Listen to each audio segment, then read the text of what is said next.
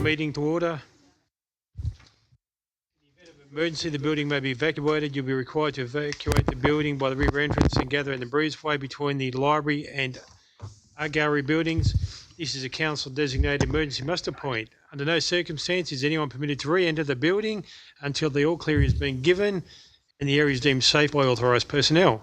In the event of an evacuation, a member of council staff will assist any person present with a disability to vacate the building. Item 1.1, apologies of absence. Mr. CEO, do we have any? We have Councillor Whitten, who is overseas as we speak. Thank you. I have a mover and a seconder. Thank you, Councillor Greenhouse, seconded by Councillor Judge. Show of hands to support. Thank you. Item 1.2, live streaming recording. This council is being live streamed and recorded. By speaking at the council meeting, you agree to be live streamed and recorded.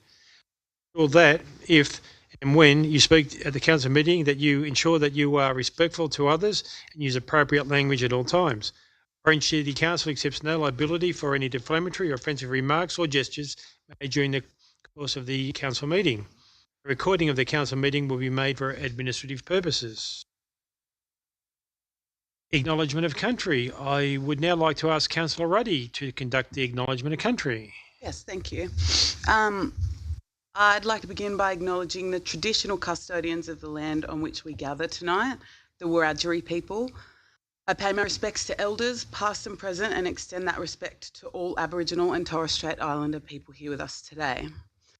This land has been a place of connection, culture, and storytelling for thousands of years. It holds the histories, voices, and traditions of the First Nations people who have cared for it with deep wisdom and respect. As we come together to discuss the future of our community, may we do so with the same spirit of care, inclusion, and responsibility. May we listen, learn, and work together towards a future that honours this land and all who call it home. Thank you, Councillor Ruddy. Item 1.4, declarations of interest. Does any councillor wish to declare any conflicts of interest in any matter for consideration at the council meeting? Councillor Peterson. Thank you. 6.3, I have a historical association with the local mountain bike club, but I'm no longer on the executive, and I'm happy to stay in the room and vote. Thank you, Councillor. Are there any others?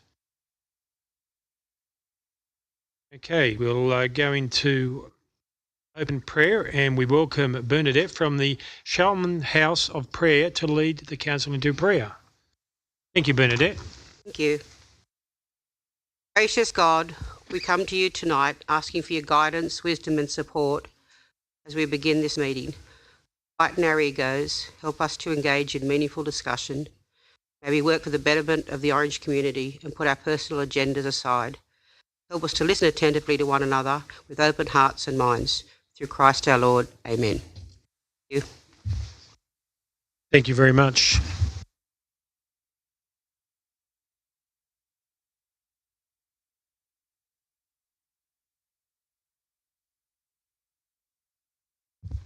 Late items. Putting late items to the meeting. Councillors, there is one late item before you. We need a resolution to permit the report to be heard at this meeting in the open session. Item 4.3, notice of motion, Grant Officers Report and Analysis. Can I have somebody move and second that the report be permitted in the meeting? Councillor Greenhouse, seconded by Councillor Duffy. A show of hands, all four. Unanimous. With no registered speakers, there will be no open forum. Item number 2, mayoral minutes. There are no mayoral minutes this evening, councillors. We go to number 3 on page 5, confirmation of minutes of the previous meeting. Those are the minutes of the ordinary meeting of Orange City Council held on the 4 February 2025. Can I have someone move and second it? Moved by Councillor Powell, seconded by Councillor Ruddy. Is there any discussion? Councillor Kinghorn. Oh, thank you, Mr. Mayor. I just wanted to point out I was there via Zoom, and that's actually not highlighted on there. It usually is. I don't know. But normally it says via audio-visual link. So that might be why, but I just thought I'd mention correct that, Councillor. That's fine. Thank you for bringing that to our attention. Any other discussion? Councillor Duffy. Yeah, thank you, Mr. Mayor. My question relates to the moved by Councillor. Councillor Duffy, can you pull your mic down? Thank you. As to the Rainbow Festival, when do we expect to receive a report on that? Director? We're only less than a month and away and one meeting away. At the next meeting, Mr. Okay, thank you. Thanks, Councillor And- Duffy.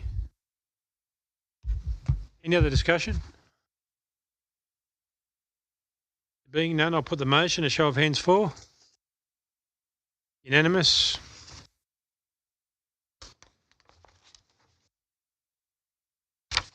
Councillors, we go to page 17 of your papers. Number 4, notice of motion. Item 4.1, notice of motion regarding the Orange PCYC shutter ventilation. Councillor Greenhalgh, would you like to move your motion? Happy to move the motion. Thank you. Do I have a seconder? Councillor Duffy, thank you. Any discussion regarding this item? Yes, Councillor Yes, McDonald. thank you, Councillor Mr. Mayor. McDonald first, please. Sorry, Me first. my bad. Thank you, Chair. Mr. Mayor. Just really a question, actually, probably through you to the CEO more than anything. I just noticed with some of the notices of motion that are coming up aren't actually including a staff comment. Some are, some aren't. So I'm just sort of after a bit of information as to when do staff do that? Because I mean, it would be handy to have that, not just for this, but I mean, there's one. The following motion doesn't have a staff comment, whereas the late item does. So just a process question, really. It's a very good question. I think this one is a decision that speaks for a motion that speaks for itself. The councillor goes to some length to tell us what to do. Right. Yeah. And there's a clear instruction here to go and work with the PCYC. I don't see a need for a staff comment. If there was a staff comment, I would say it would literally be, we will do so. Okay. If we take the next one, I think there's a bit of background that has happened around the issue, so we put a bit of that in. It was It's just curious as to. yeah, it's horses for courses. Yeah. And certainly, purpose of the staff comment, often we look at it, is not to close down the motion Okay. or try to, often we'll back off. Yep. Okay. Thank you. Is there discussion? Sorry. Yes, Councillor Powell. Oh yeah, it's just interesting with the motion because I was the president for the Basketball Association in there for 7 years, and my understanding that PCYC run it. So even the courts that was polished, the 4 courts and they're polished, it had to come down through the money that was from those who were utilising that facility, and PCYC would then do the floors and stuff like that. I understand the motion, but PCYC, in my understanding, working from them from association point of view, they literally run all PCYCs right across the state. And so that funding right across there, they put the cost occurred to the rental of that. So it's going to be interesting. I'm supporting it, but it's going to be interesting how council work with PCYC to fix up that, because those 7 years we're even trying to fix up the water tap.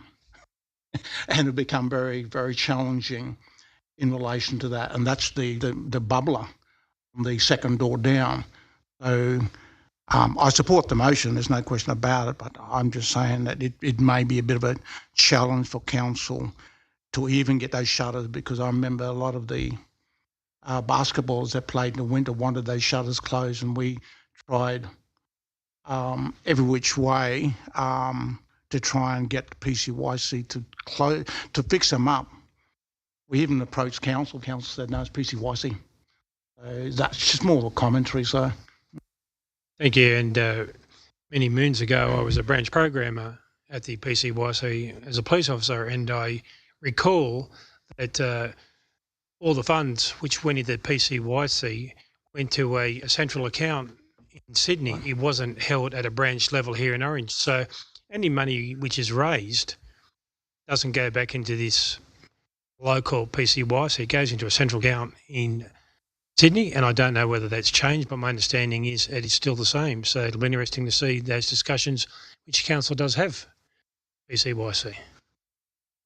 Councillor Duffy. Yeah, thank you, Mr Mayor. I don't have any concerns with it. I'm going to support the motion 100%. If we're looking at assisting the PCYC and making the building bigger and all those type of things to accommodate better sport, and having state championships there is a plus for the city, and people come here for the weekend and all those type of things there. But you also must remember we have one of the biggest bird shows across Southern Hemisphere, which is going to be there, I think, next week or the week after. So I think you need a decent airflow for that as well. So I think it's well worth working with the PCYC to see what we can come up with to solve the issues that are there. Councillor Judge. Yeah, through you, Mr Mayor. I'm also in support of the motion. I'd just like to add, if I could add something to the motion, and this just to make sure this includes throughout winter as well. Netball, basketball, winter sports that are regularly inside the PCYC, and the heating, the current heating that is in there at the moment is minimal. I don't know if we can look at that just to more support that for spectators. Well as the airflow and all that in summer. So I don't know if we can add that as well to look at the through winter for the heating part in the PCYC. Thank you. Yeah, I have no objection to adding that to the meeting, to the motion. I think, this is just really trying to prevent he said, she said, and at the end of the day, we need to try to come together to make sure our council building is being maintained to a level that provides facilities for our community that they can benefit from. So, and the economic benefit of the state indoor hockey, like it's 63 teams for 4 days, that gives our economy a massive boost, and we don't want to jeopardise that. So that's why this motion is here. But yeah, it pretty well much speaks for itself. Thank you. Is there any further discussion? Clarification. I tend to think the resolution would be improved ventilation and heating. I think the councillor has accepted that as part of the motion.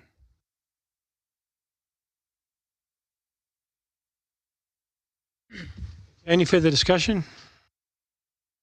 There being none, I'll put the motion. Show of hands for. Unanimous.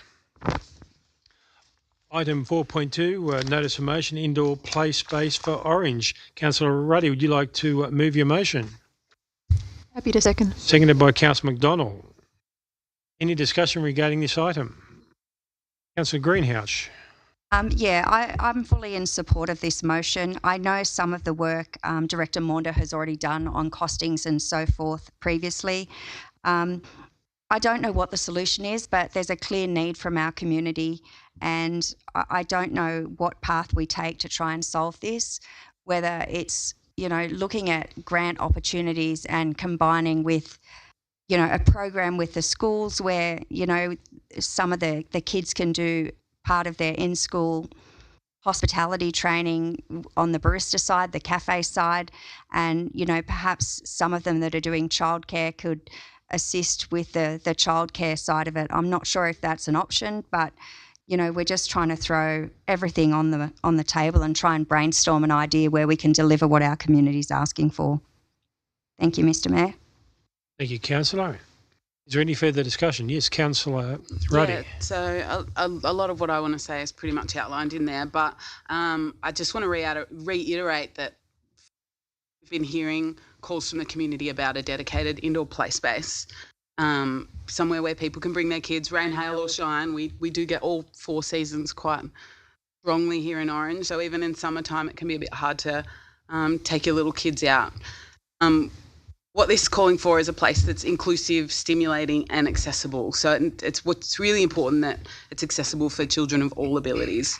It's not a new idea. I'm not claiming it as a new idea. It has been repeatedly highlighted in consultations, in the most recent CSP, in the previous CSP.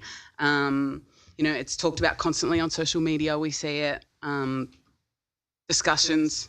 Don't build play spaces. So what this is asking for, we've tried to do an EOI, we've tried to get this done privately. It's just not happening. So what this is asking for is time to stop talking about doing it, and it's time to find a way for council to do it. So hopefully this feasibility study and the business case comes back and we'll have a bit more of an idea around what this is going to cost and what this is going to look like, and then we can discuss finding the money. Yeah. Thank you. Councillor Peterson. I support the motion and thank you very much for raising it. I'd be particularly interested in knowing if any of the current council infrastructure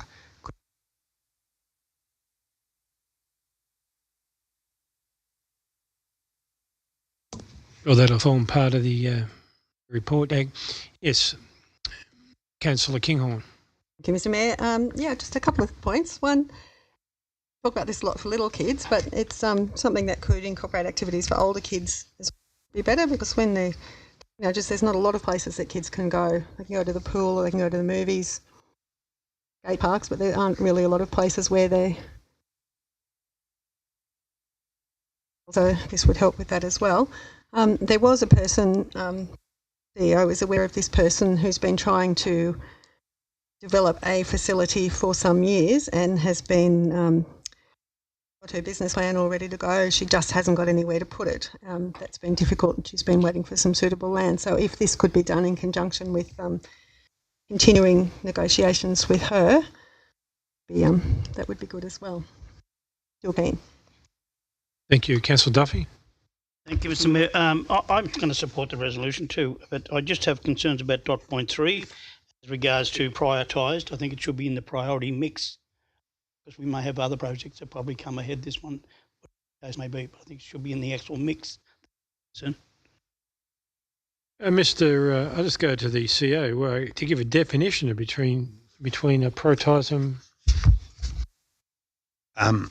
My thoughts on this are that this is one of the priority projects for the next budget, which council will get to vote on over the next few months. So then the prioritisation will be up to you as we go through that budget process. That's how it will be prioritised, not by staff. Thank you. It certainly is in the top 5 priorities at the moment, sir. It would be. Councillor Mallard. Thanks, Mayor. Yeah, thanks, Councillor Ruddy, for bringing the motion. Happy to support it.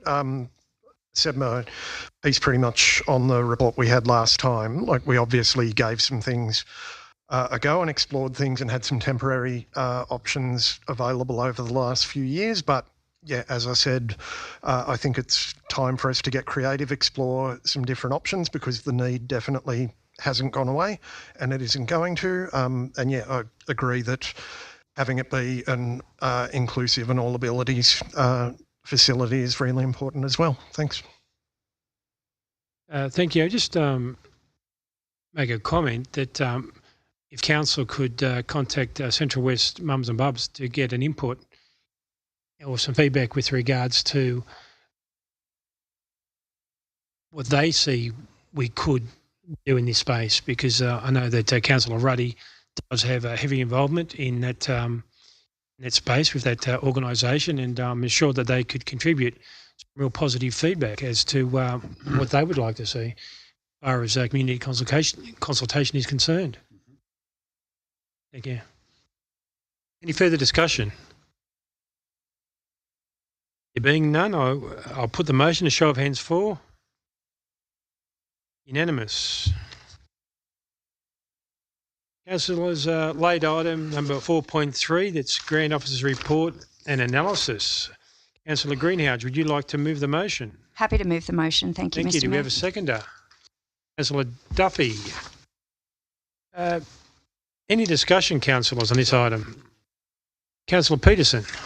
Support the intent of the motion. In regards to point C, I could see another potential role of the dedicated grants officer being to reach out to local community groups, them know about grant opportunities that they might not otherwise be aware of.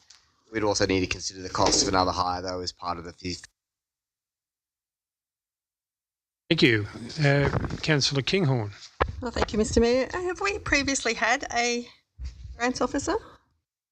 Through you, Mr. Chair, yes, we have. Dr. Chris Gotchell.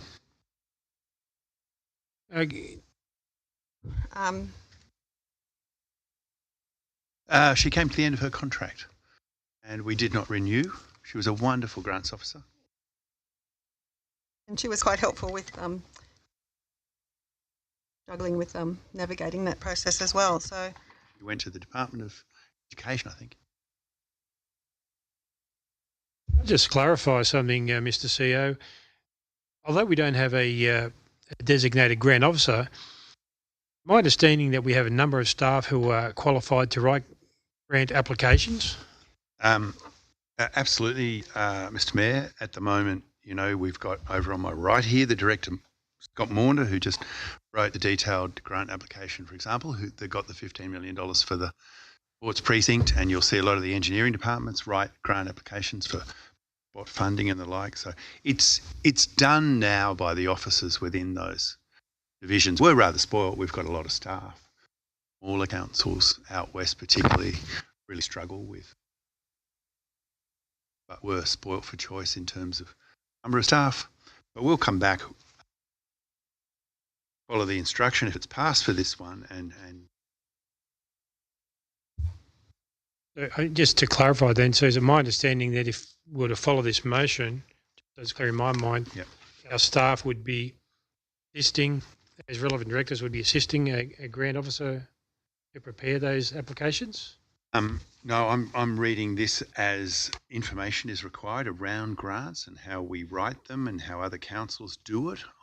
I don't think, and we'll also provide our honest staff assessment of whether we need another grants officer. Point. You need a grants officer costs a pretty penny.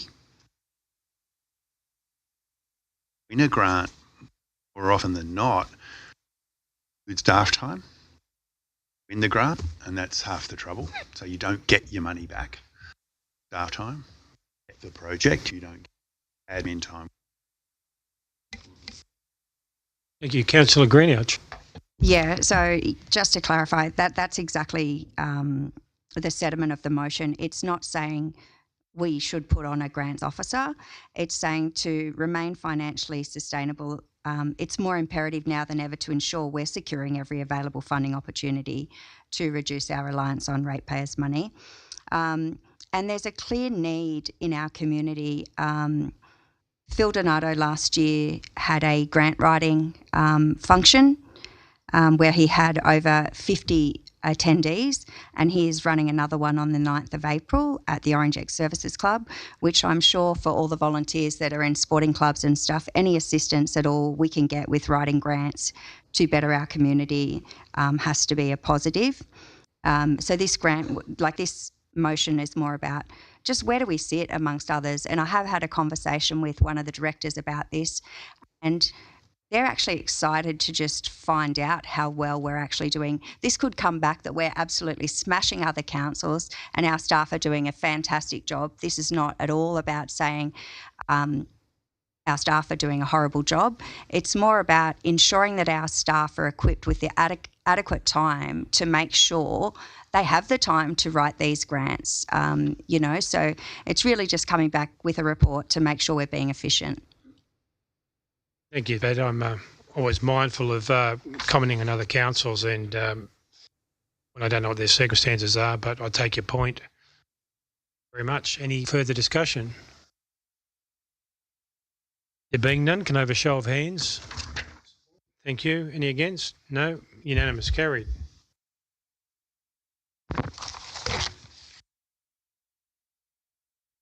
Councillors, if we go to item number 5, general reports, 5.1, confirmation of minutes from the policy committee meetings on the 4th of February 2025.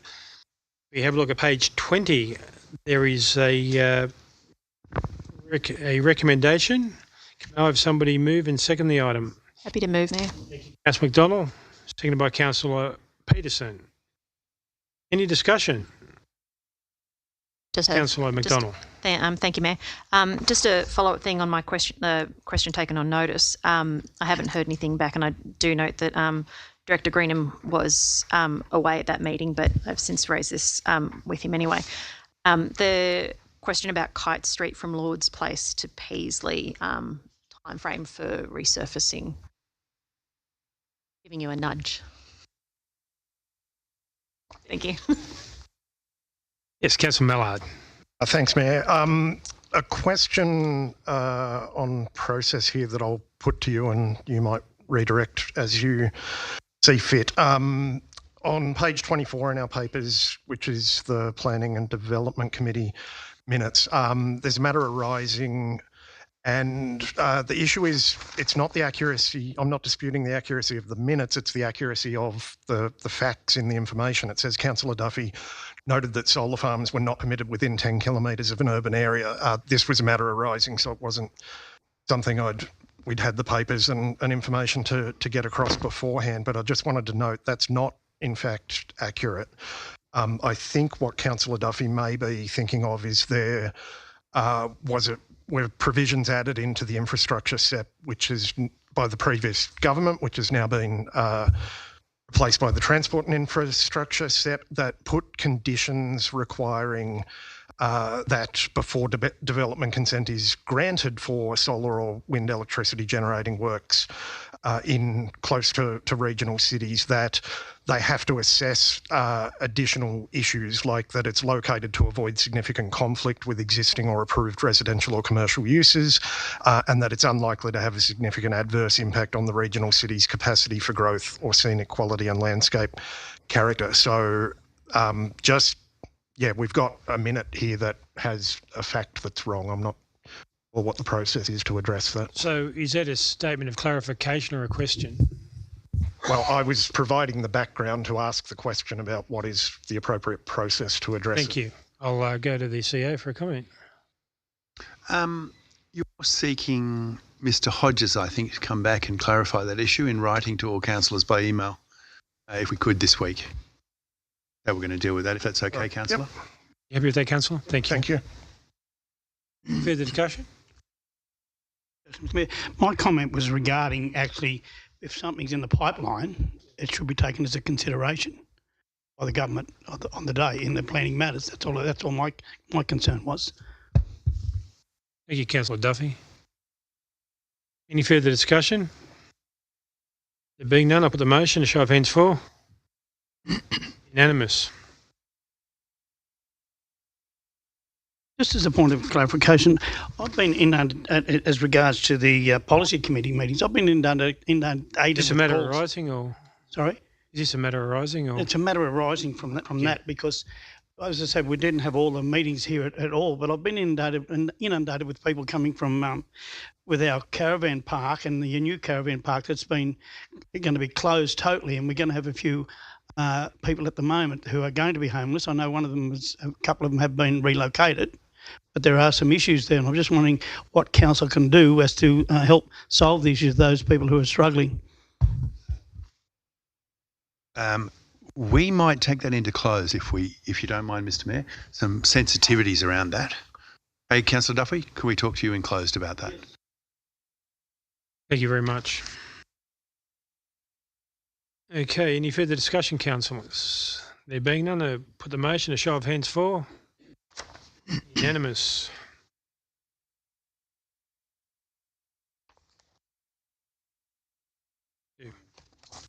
Thank you. 5.2. It's council advocacy activities from the 1st of July 2024 to the 31 December 2024. Council's recommendation on page 37. I have somebody move and second. Moved by Councillor Peterson, second by Councillor Greenhalgh. Is there any discussion on this item? Councillor Greenhalgh.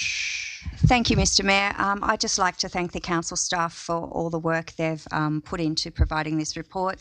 I'd also like to take the opportunity to thank our local member, Phil Donato, for doing a speech in Parliament last week in regards to my Life Back motion, to looking to mandate them in all New South Wales schools, childcare centres and aged care facilities. So it's great that we're getting some traction on that, and I'll be interested to see where that ends up. Thank you, Mr. Mayor. Thank you, Councillor Horn.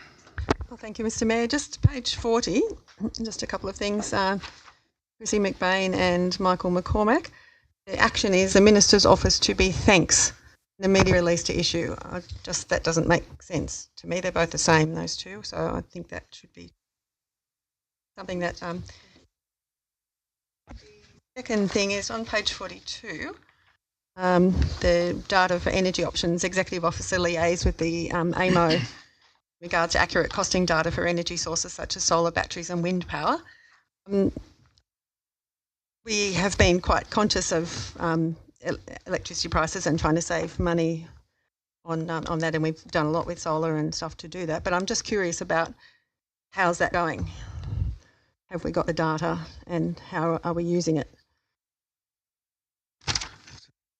Page 42, sorry, the top one. Okay. Councillor Duffy, would you like to make a comment on that? The question. Councillor Duffy. Councillor Duffy.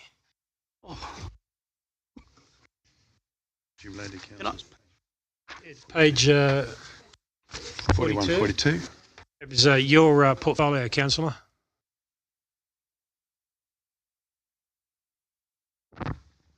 Well, the only comment I got to make on notice, Councillor.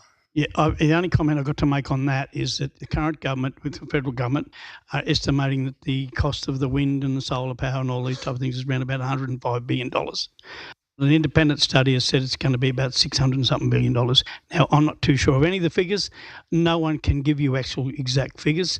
I know that we're underwriting foreign investment, as we know with our solar farms here, which are owned by overseas companies, and that's something as the Mines Related and Energy Council are going to work on. I've had discussions with our CEO there, and we're hoping to developing a policy on that to work with the government, federal and state, as regards to some of those issues, because no one really knows what the actual cost is.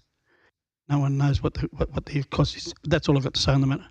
But while I've got the microphone, my comment would be to separate the opportunity for the everyone to have a chat with these ministers and all those type of things there. But I judge it by what dollars come out of it, and what dollars have come out of it over the last 6 months from the government or any government. Thank you, other than the $17 million for the sports complex. Councillor Kinghorn, does that satisfy you? I mean, AMO, the energy market operators, set the prices because that's their job. So they would have accurate costing data for what things are at the moment. But I assume this is looking ahead as well. And so I was just curious where we're at with that. And if it's the executive officer liaising, is that Mr. This is Winter? mining and related councils. This is Councillor Duffy's It is, okay, all right. Chief portfolio. Executive Officer of the Mining and Energy Related Councils. Councillor Duffy, is there an opportunity for you to ask for a report from your organisation that you represent? I'll have a discussion with tomorrow, actually, with the CEO as regards to where we can actually go. It's a question that I've asked him before, and just said who knows, and that's no one's getting any word out of the federal government out of where it's all going and what the costs are. When you say he, who are you referring to? Right. When you say he, who are you referring to? I'll ask for a report to come to us. Issue it out to the councils. Who's providing the report? That's what I'm asking you. Right. Who is he who is providing the report? That's what I'm asking you. It'll be our CEO to report to our Mining Related Council and Energy Council. So not the council CEO. on. Yeah. I missed what you're getting at. What I'm getting at is the CEO of the council, the CEO of the mining, the MERC. What? Okay. Talk to me after, because I'll solve the issue with our CEO. Okay, thank you very much. Any further discussion? Yes, Councillor McDonald. Thank you, Mayor. Just to make a comment, picking up on that, I would like to note that the guessing of what it's going to cost is one thing, but 40% of the nation's power is now powered by renewables. So it's just very interesting. Thank you, Councillor. Any further discussion? There being none, I'll put that item, show of hands for. Thank you, councillors. Councillors, go to item 5.3, small donations. Request for donations. There's a recommendation on page 45. Can I have somebody move that they be heard in seriatim? Councillor Mallard, thank you. Seconded by Councillor. We got. Okay.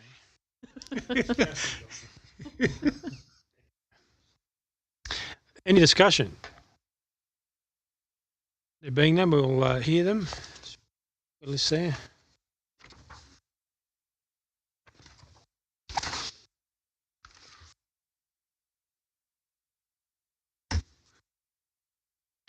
I've got them here anyway.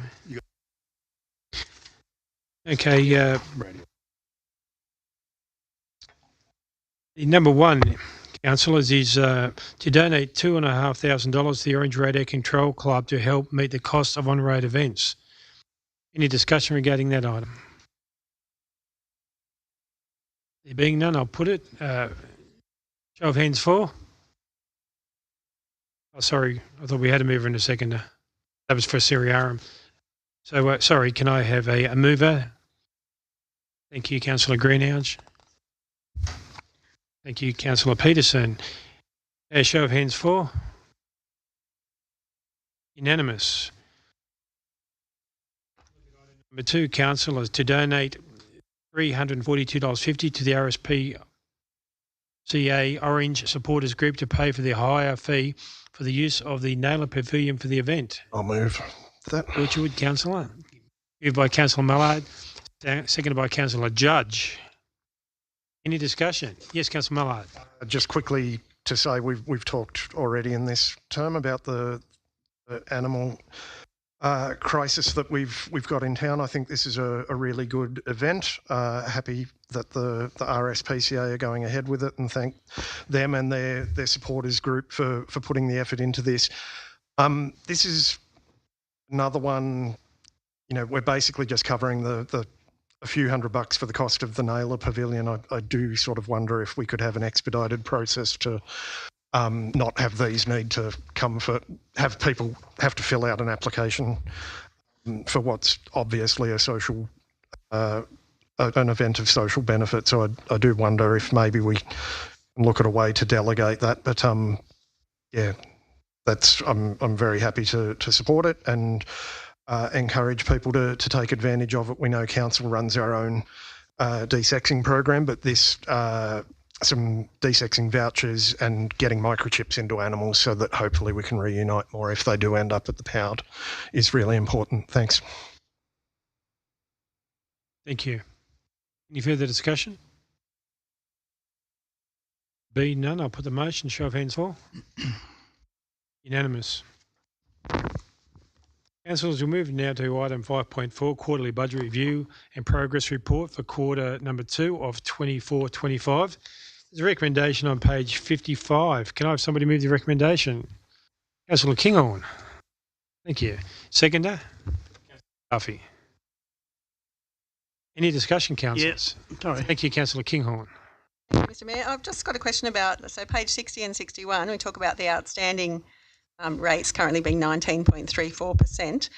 The Office of Local Government benchmark is 10%. And it does say that they're looking at trying to find a way to do that. It is worse than last year.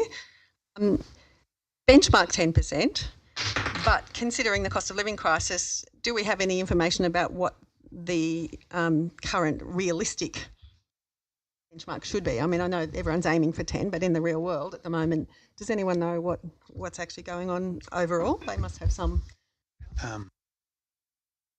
Yes, this was discussed at our budget briefing last week, and I will speak to let the CEO provide an explanation. I'm sorry, I wasn't at that briefing, and it's not up yet, so I couldn't look at it. No, I'm not suggesting that. Through Mr. Mayor, we will take that on notice. It's a really interesting question. The OLG benchmark has not changed, but I take that on notice because it would be very interesting to see what our surrounding councils, for example, what they're rating at. We talked on Friday about work we're doing at the moment. We started the campaign to lower that.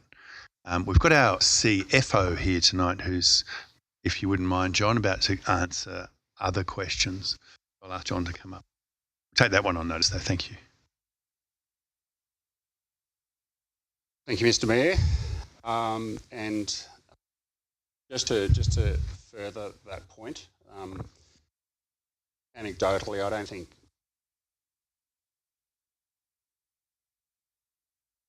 COVID came around. I am aware that other councils don't meet that 10. Certainly, you do some research and come back and see what our contemporaries are doing. Councillor Peterson, did you have a question? I did have a couple to the CFO, which we've chatted about earlier.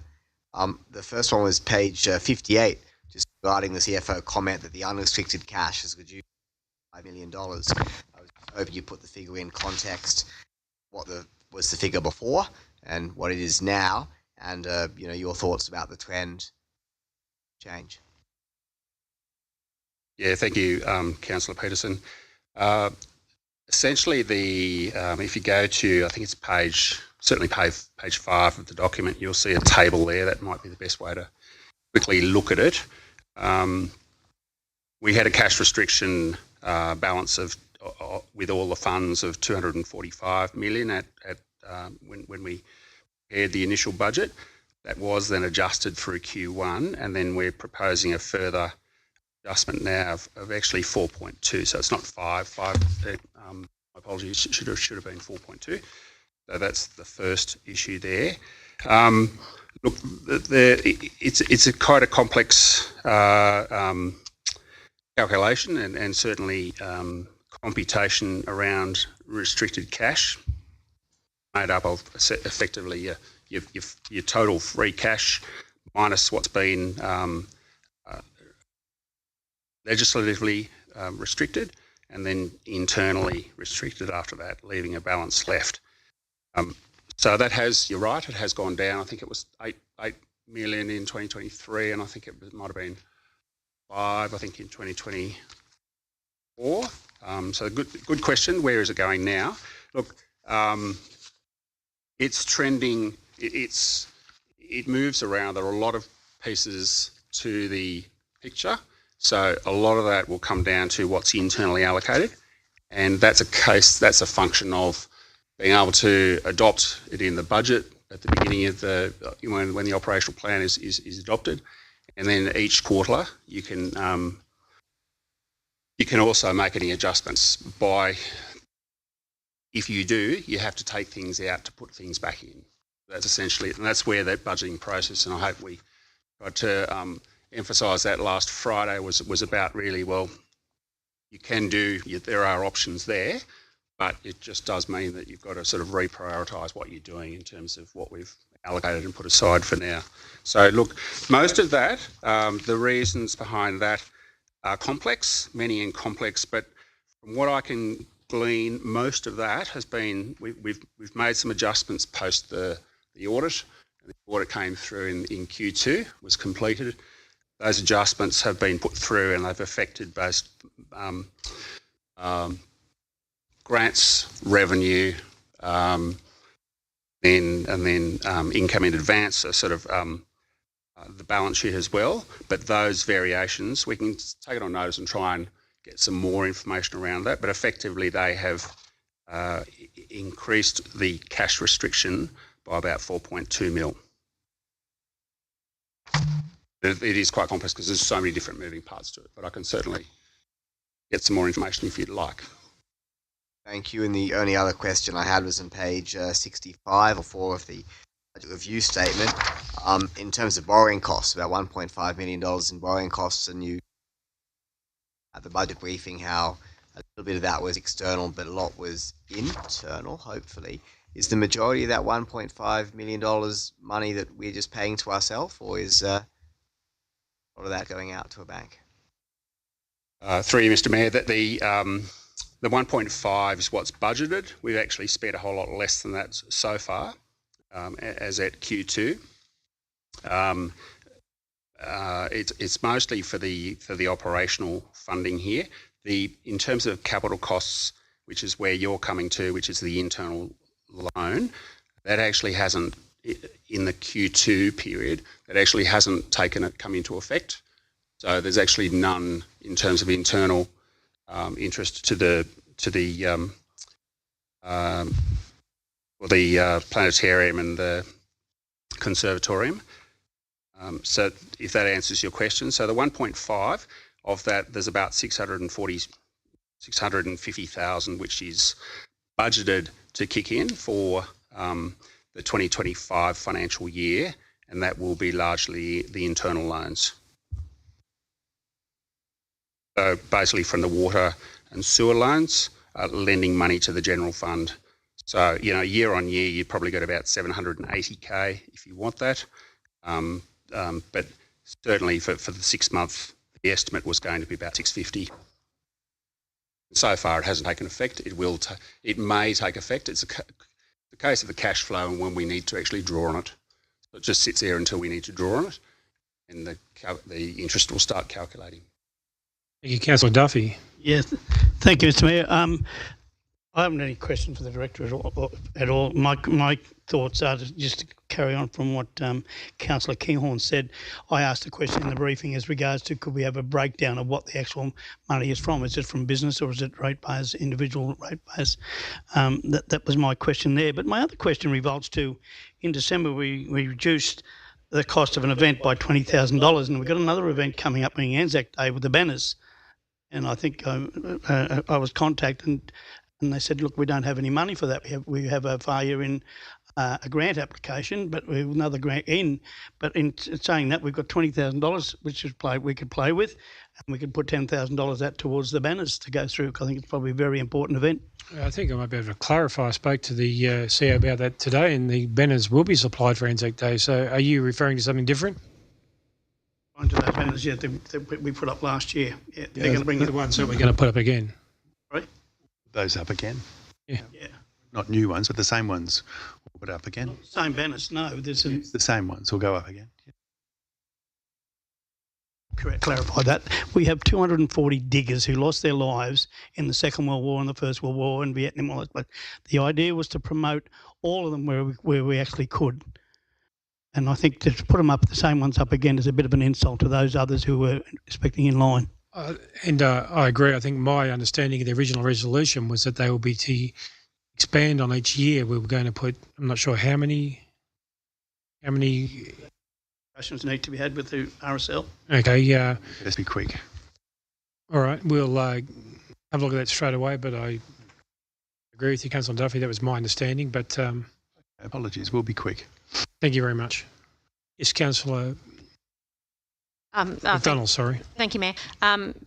Two things. One, just to just make a note of having the CFO comments throughout this is actually really helpful. So thank you for that.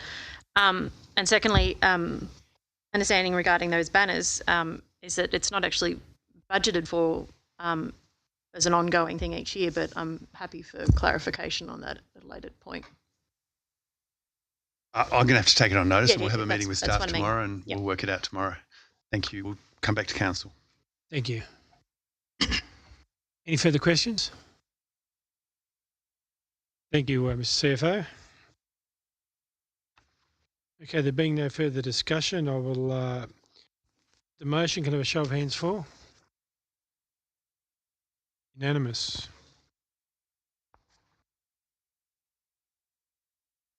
5-4. 5.5, we're on now, statement of investments. Yep. So if you'd like to stay there. Councillors, item 5.5, statement of investments, December 2024 through to January 2025. There's a recommendation on page 83. Can I have somebody move the recommendation? Councillor Kinghorn, seconded by Councillor Mallard. Any discussion, councillors? There being none, I will put the motion. Can I have a show of hands for? Unanimous. We go to page 128, item 5.6, strategic policy reviews. There's a recommendation on that page, 128. Can I have somebody move and second it? Moved by Councillor Peterson, seconded by Councillor Ruddy. Any discussion on this item? Councillor Kinghorn. Thank you, Mr. Mayor. The smoke-free zones, the idea to delete that one would be responsible of me as a health professional not to something to say about this. They're saying delete it because it's old and hasn't been well enforced. I don't think that's a good reason. I think it should be updated, and it does say we could look at a new policy, but there's no timeline on that. So I just would like a bit of information on what the plan is before I agree with that one. Director Hodges.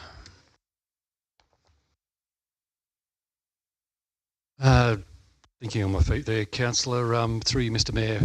The difference between when that policy was written to now was when that smoke-free environment legislation came in, and the regulatory authority was the Department of Health, not Council. Prior to that, we used to do the enforcement.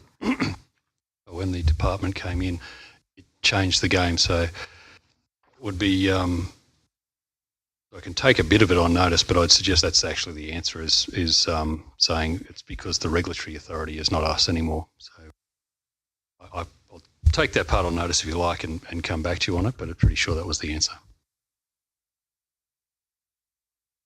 Any further discussion? There being none, I'll put the item. A show of hands for.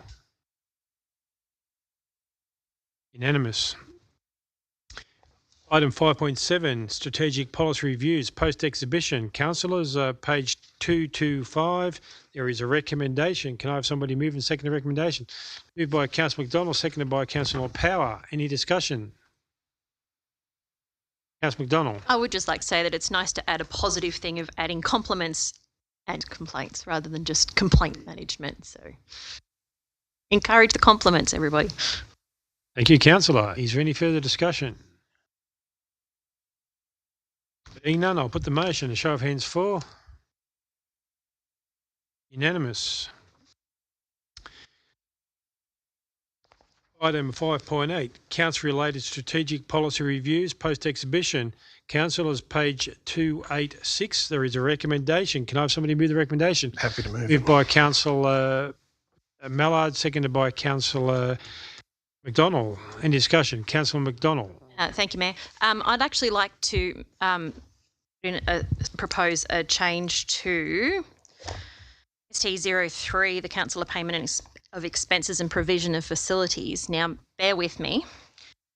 Page 418 of our papers, but page 10 of the strategic policy.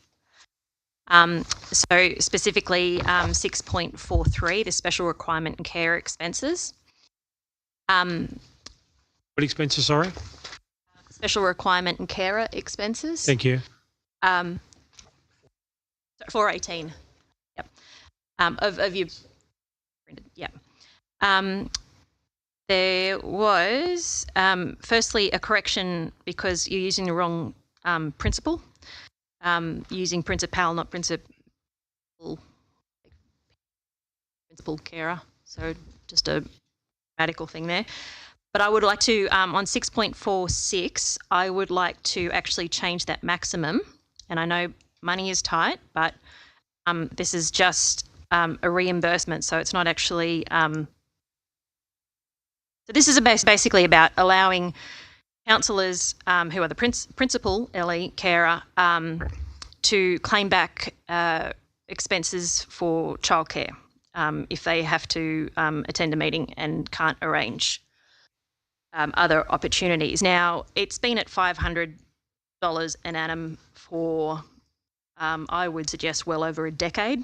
$500 these days over a financial year or a year is not going to get you much babysitting at all. So I would actually propose that we change that figure to $1,200 per annum, which works out to be $100 a month, which sort of, it's not essentially making an allowance for every single meeting, but it's increasing the maximum allowed so that it just makes it a bit more doable if people need reimbursement of care expenses. Thank you. I might just ask the CEO for a comment, because my understanding that with There needs to be a definition with regards to what would be significant, because if something is significant in the budget, it would need to go back on exhibition, would be my understanding. Anticipating this on a number of these policies, I've got this from Ms Constantine. If the council decides to amend its draft local policy,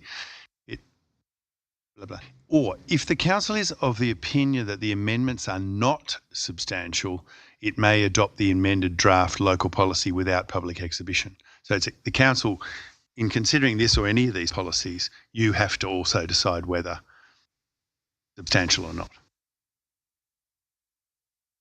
That's part of your debate tonight. Okay. So I would suggest you would say, I'd also say, and that it be considered. Okay, yes, and Something like yes, so that, yes, yeah. essentially that it's not be considered Something substantial. like that. So this is about reimbursing, not actually paying out beforehand or just had a complete brain fart and lost my train of thought. Just gone.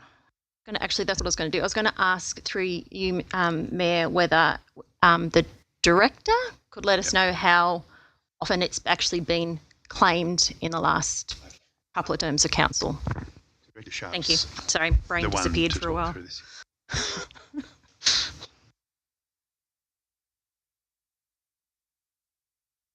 you, Mr Mayor, in the last term of council it has not been claimed. However, childcare has been provided by an alternative means at the discretion of the CEO. Thank you. Can I just clarify what that is? Due to availability of child facilities in the evenings, we provided one of our employees to provide the care, and therefore there was no cost to transfer between the counsellor and the carer. That was provided by council staff. So, I just clarify then, council staff member would still need to be paid. Correct? They were. Even though there wasn't a claim made by councillor. Correct. They were paid through the council's payroll system. Okay, and are you able to say what that figure was then? I would have to take that on notice. It was something like 444 for the last term of council. It was in the papers. Yeah, I wasn't directing it at anybody in Pacific. I'm asking the question. Providing the information. That's quite possibly correct, Councillor. I'm not sure of that figure off the top of my head. Okay, is there any further discussion? I'll leave it at that. We've got an amendment there. I guess the question is, through you, Mr. CEO, whether you consider that to be a significant or whether it can be dealt with here. Chair, I'm seeing that as a council decision. Council is of the opinion. I'm afraid I can't part of that. You are acting effectively as the arbiter for your community as to whether you think it's substantially of interest to the community. I guess the other question which I have, go ahead, Councillor Duffy. Madam, we might be able to clarify. Can we do with these in seriatim, like each of the different ones? Because if we want to hold one up, I want the others to go through, or some other people might want them to go through. You can hold one up, you've got to hold a lot of them up in the resolution. So we vote to go into seriatim. Are you moving a... I'll move that way, yeah. Seconder? Yep. Councillor Greenhouse, okay, well, let's go through them. So the smoke-free zone, number 1. Sorry. 5.8. Oh, my apologies. We're on page 286, councillors. ST01, Code of Conduct. Any discussion around that one? There being none, show of hands. Need a mover and a seconder for each now. Moved by Councillor Duffy, seconded by Councillor Kinghorn. Any discussion? None? Okay, I'll put the motion for that one. All for? Carried. Let's go to item ST01.1. Procedures for the administration of Code of Conduct. Can I have a mover and a seconder. Moved by Councillor Mallard, seconded by Councillor McDonald. Any discussion? Being none, a show of hands for? Carried unanimously. ST02, Code of Meeting Practice. Happy to move that one. Moved by Councillor Mallard, seconded by Councillor Kinghorn. Any discussion? Yes, Councillor Mallard.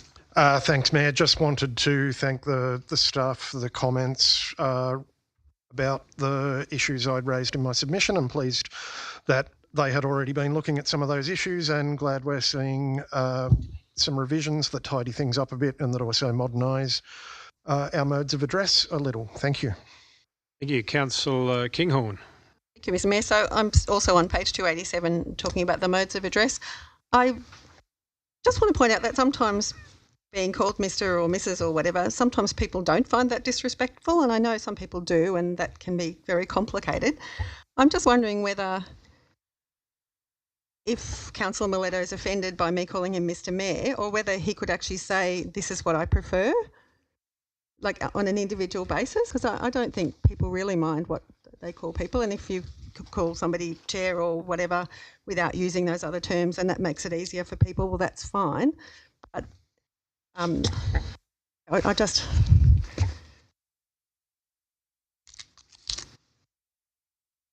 I just thought it doesn't hurt to ask whoever is the mayor at the time what they would prefer and to go with that. It's just a comment. I don't know what everybody else thinks, but that's what I think. Plus, it'll be hard to change because I've been calling him Mr. Mayor for a while now, and I might get it wrong. I like getting things wrong. Thank you, Councillor Greenouch. Thank you, Mr. Mayor. Thank you to council staff for the report, but I'm a bit like Councillor Kinghorn. I cannot support the suggested changes in the current format. I just struggle to understand why I would be deemed in breach of the Code of Meeting Practice in a meeting if I address the Mayor as Mr. Mayor out of habit or respect. When I took my wedding vows and I became Mrs. Greenhalgh, that was something I was very proud of. This feels like a case of the world's gone mad and overriding common sense. I take pride in being addressed as Mrs.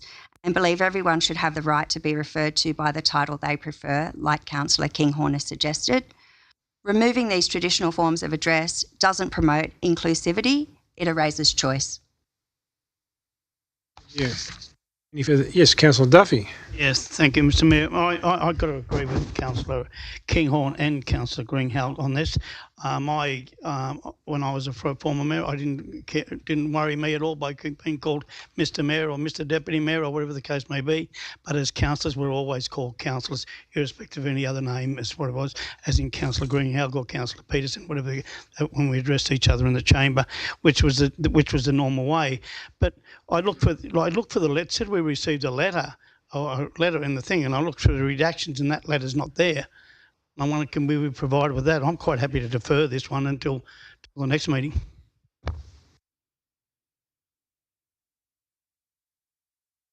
And I'm prepared to move that way. Sorry, I'll ask the CF for comment. So can I get clarification? You're seeking to see the submission that these changes came from? Okay. Okay, so we're going to defer item. I'll move that way. Thank you. Moved by Councillor Duff. Do you have a seconder? Seconded by Councillor Greenouch. Any discussion? That's an amendment. Okay. The amendment to defer. Okay. Any further discussion with regards to the amendment? Yes, speaking for or against? I'm speaking against the amendment. Thank you. Look, this is just about times changing, keeping up with changes. Once upon a time, yes, we are all called councillor, but once upon a time because I wasn't allowed in here, they were aldermen. No longer aldermen, because guess what? We're being inclusive. So it just makes sense that if this is just the way the world is going, and I get that individually you might love to be called Mrs. I don't mind whether I get called Mrs. even though I'm divorced or Ms. I don't really care, but it's about being inclusive. Not just for us, but for future people who want to be here and want to be seen. So I don't think it needs to be deferred. I think this is just a common sense thing to move with the times. Councillor Mallard. Thanks, Mayor. Yeah, I don't support the amendment. I've already put on record the submission that's referred to I made, and I'm comfortable and happy to say to people that I believe the staff summary of it really captures the key arguments that I made. I don't see any problem. And in fact, one thing I did note that isn't referred to here is that the new draft model code of practice that's on exhibition at the moment until the end of the month from the Minister for Local Government actually does include gender neutral references to the chair in it. I don't think anyone's going to be policing language to that extent, and if you're comfortable knowing someone's title and want to refer to them by that, I don't think anyone's going to pull somebody up, but I think the key thing to recognise, as I noted there, I think it's fair to say, and I'm not going to speak for the women councillors in the room, that not all necessarily consider madam a modern and appropriate term that they want to be referred to by. I also noted that there are other titles. By prescribing that we have to say Mr. or Ms, apart from missing out on gender diversity, we're not recognising the fact that there are some people who like to refer to themselves as doctor. I do have that title. I don't give a crap whether anybody ever uses it, and don't insist on it in any way. But yeah, I just think this is a pretty basic change that the staff have explained well, and I would think we could get on with adopting this policy. Thanks. Councillor Steadman. I'd like to speak for the amendment. I just think in this day and age, a soft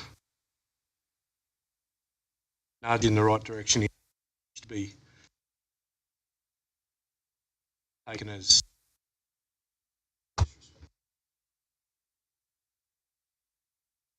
Councillor Ruddy. I'm going to speak against the amendment. I completely agree with what Councillor Mallard was saying.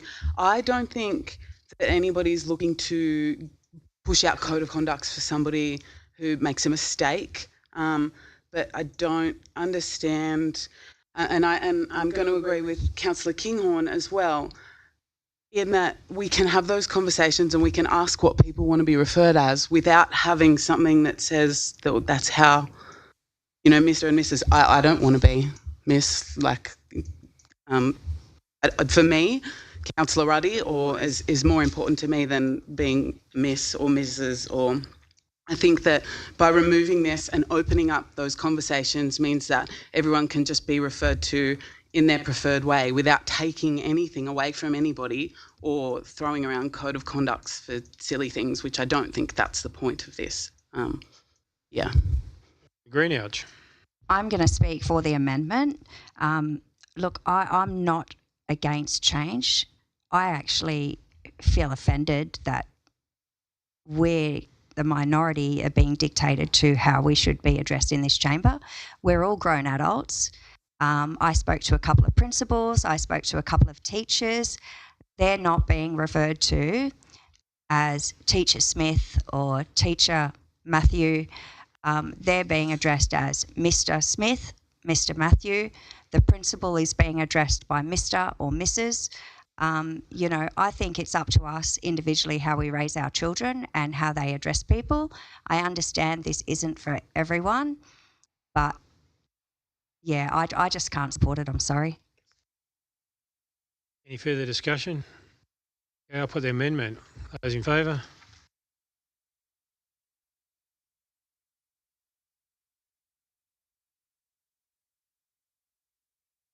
Of 11. Against? 5. Amendment now becomes a motion. Show of hands for the motion.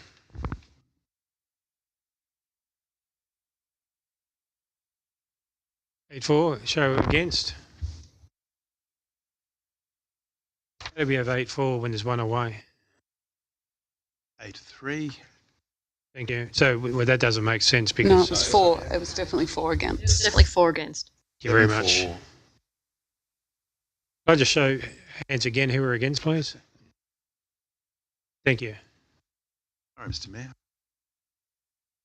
Okay, we look at, so that's going to be deferred for further information. Let's go on to ST03, Council Payment and Expenses and Provision of Facilities. This is one which we were speaking about earlier. A mover, please. Councillor I'll move it with McDonald. that amendment. Yep, and seconded by Councillor Ruddy. So the amendment is what? The amendment is that page 418, 6.46, up to a maximum of $1,200 per annum for attendance at official business, rather than $500 per annum, which has been for more than a decade. That is a motion. And that it be considered a non-substantial? Is that the word? Or significant? Non-substantial. To the policy. So it can be heard in chamber here. It's not requiring exhibition. Thank you. Councillor Kinghorn. I have a question about that. Is that the total, $1,200, or is it per councillor? Is that what? Because if it's per councillor, then potentially that is significant. Mr. Mayor, it's my understanding per councillor, and the debate is yours on whether it is. Well, that would make it, if I realise at the moment not everybody has little kids, but potentially they could, so that then brings it up to, what, 14,000, which I think is significant, so I not support the amendment. Thank you. Councillor Duffy. Thank you, Mr. Mayor. From my concern, it's an increase of well over 100%, isn't it? And I think it's a point. It probably needs to go back on exhibition. Thank you, Councillor. Councillor Steadman. I'd just like to seek clarification on why. I've got no problem with bumping it up.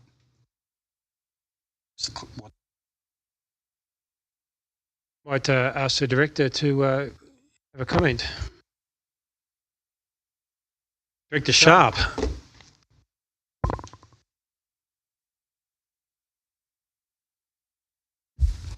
Through you, Mr. Mayor, the criteria to access it is that the councillor requires care for a child who is requiring care because they are the principal carer and they are attending either a official business or, as council meetings would be, so any sort of official business as a councillor. Can I just ask for a point of clarification? If council are providing a carer or the funds for a carer, is a carer required to be qualified to perform the duties? And if not, does that leave council liable? It is to you, Mr. Mayor. It's not specified that the carer is required. It is a reimbursement, so council is not engaging with that individual. Thank you. Any further discussion? Okay, we have an amendment, councillors, and that is that. And that's the motion. Okay, my apologies. And not exhibited. Mm-hmm. Oh, it's not necessary to be exhibited. Is that the? Yes. The motion now is, and I'll go to the CEO, is that my understanding is that if this is that it won't be exhibited, and an increase of from $500 to $1,200 without exhibition, and that any councillor has the opportunity, should they require, to access that childcare. My understanding? That's correct. Yeah. Is that Councillor? That's what you understand? Yes. Your motion? Yep, correct. So where it says 6.47, childcare expenses may be claimed for children up to and including the age of 16, where the carer is not a relative. So, and it's for councillors who are the principal carer. So it's not going to be without making blanket statements about the entire council. While theoretically it has the potential to be accessed by any of the 12 councillors on Orange City Council, I would argue that very few of us are the sole principal carer of a child or children under 16. So it's not going to be significant in the bottom line of budget. Only clarification, is it catered for grandkids as well? Director Sharp? A grandchild can be the primary carer, could be a grandparent. So if the person who is a counsellor is but only a primary carer. It can be if the grandkids come home one night and they're under my care, I can apply for it. Is that correct? I would suggest that in that circumstance you are not the primary carer. The primary carer is the parent and you are the carer. Okay, I'm going to ask for a point of clarification here. What I'm concerned about is that councillors may not be required or shouldn't be voting on this if it's a significant change to the policy, and by incorporating councillors able to access that, I believe that it does become substantial. And it should go on exhibition and we shouldn't be allowed to vote on it. Oh, can I move an amendment? That the amendment be we put it on exhibition again? Well, in a moment. Okay. Mr. Mayor, what to consider as substantial is the question you're asking. I always myself think of what the pub test also would say. Substantial, what does substantial mean? Is it a financial substantial amendment? I'm reading from the Local Government Act, so there's no clarification here what is substantial. Council is of the opinion that the amendments are not substantial. It may adopt the amended draft local policy without public exhibition. We've got, for example, over $100 million budget. Is $600 substantial? Perhaps not. These are the sort of things you need to toss up. Is it substantial in its importance? You might consider. Sort of thinking you. Should we be asking for a direction from New South Wales local government? You could. As to whether or not it is. We can do that. We can ask OLG in the morning what they would, what advice they'd give. Councillor Greenouch. Can I just make a comment? I'm not sure, but I think the same sort of policy relates to people with disabilities, and I'm sure that has sat at the same amount of money for a long time as well. So do we open up a can of worms? I don't know, but it needs to be fair and just for everyone. And I think it's about what we deem personally as councillors as what is substantial. So the potential for 14,000, as Councillor Kinghorn said, does become substantial. So I'm of the opinion that I think it should go on public exhibition as well. I don't have any objective to it, but I think, we should be putting it back on public exhibition. Ready to move that way, Mr. Mayor? Okay, got a mover by Councillor Duffy. Do you have a seconder? Councillor Greenouch, and the amendment now is that it goes on public exhibition. Can I just clarify? We're saying that we would like to increase the amount, but it will go to public exhibition. And my understanding is now that the amendment is that it will be changed to that amount of $1,200, but that it will go on exhibition. And as Councillor Greenhouse said, we might need to review the other part that talks about disability carers as well. If that hasn't been reviewed, then that probably needs to go up in line with that as well. In your hands. It's up to the councillors what they want included if it's going on public exhibition. Yes, Councillor. I'm happy to incorporate the amendment into my motion so it's the increase plus it goes back on public exhibition.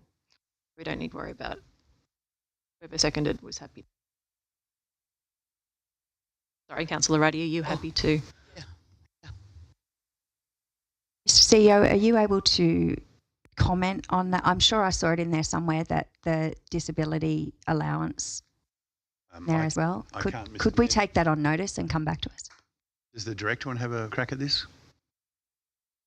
Through you, Mr. Mayor, I think you're referring to the allowance that's provided to people who have a disability who are councillors, and that's actually around them being able to access transportation and the like to be able to attend council business. Is that the one that you're referring to? Yeah, I'm pretty sure it's something like that. Through you, Mr. Mayor, well, maybe perhaps you might want to throw to Councillor Peterson before I respond. Only if there's any change, I don't want to vote on it. Out the childcare, I'll stay and vote, but if there's so then I'll just continue then that we haven't had any comment to say that that allowance is not sufficient. Thank you. Okay, so we have a motion with an amendment that it go on exhibition with the increased amount which the mover has put forward, and it's been accepted by the seconder. Correct. Okay, so we're now going to vote. Show of hands all for? Unanimous. Thank you, councillors. Okay, we look at ST04, council access to information and interaction with staff. I have a mover and a seconder. Moved by Councillor Mallard, second by Councillor Steadman. Any discussion? Being none, I'll put the motion to show of hands for. Unanimous. ST05, Councillor Records Management. Can I have a mover and a seconder? Moved by Councillor Ruddy, seconded by Councillor Steadman. Any discussion? Being none, I'll ask for a show of hands for. Unanimous. Thank you, councillors, for your patience with that item. We are now going to close meeting. Executive Officer will advise Council if any written submissions have been received relating to any item advertised for consideration by a closed meeting of Orange City Council. Mr. Mayor, we've received no such submissions.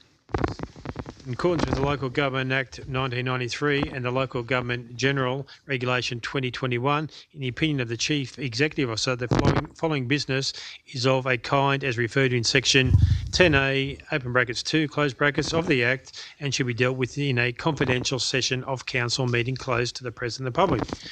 Following items refer 6.1 tenders for the upgrade of stormwater drainage from Clergate Road to Strathcote Way, and 6.2 property matter 25 Colliers Avenue, Orange are confidential under the provisions of Section 10A to open bracket C close brackets, information that would, if disclosed, confer a commercial advantage on a person with whom the council is conducting or proposes to conduct business.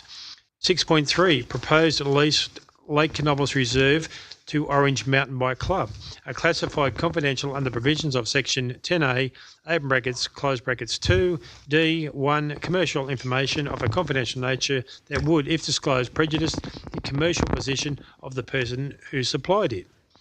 Can I have somebody move that we go into close? Councillor Greenhouse, seconded by Councillor Ruddy. We just wait until